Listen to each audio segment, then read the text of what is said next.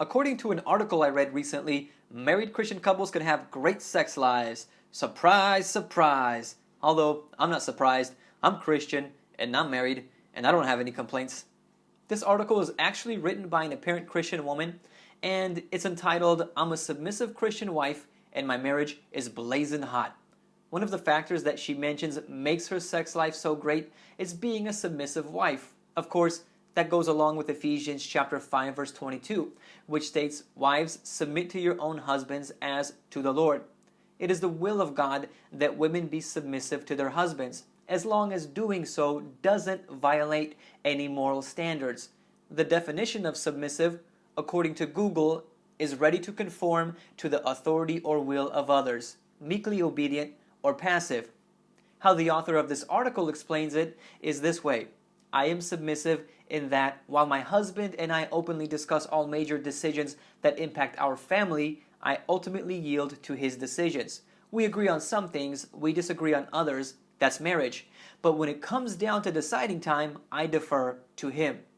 She goes on to say, "I believe that he is the head of the house and I respect his leadership role. This isn't hard for me. I am fortunate to have a husband who loves his wife as Christ loved the church. Furthermore," she states, "our traditional roles and Christian values have led to a great sex life." She goes on to explain that how this works is by understanding each other's desires and boundaries. Understanding each other's desires consists of talking to each other about what makes each person feel good in bed, and experimenting with new positions and practices in order to spice things up.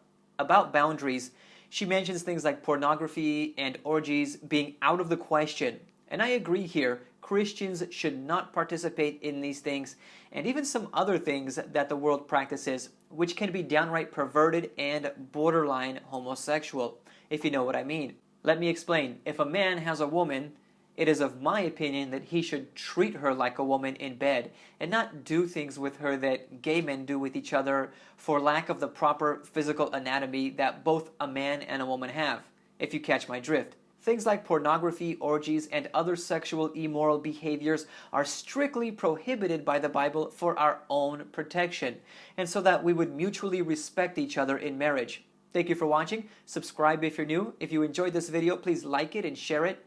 Check out my past videos on my channel page as well. I have a lot of good Christian videos there that I'm sure you'll enjoy. God bless.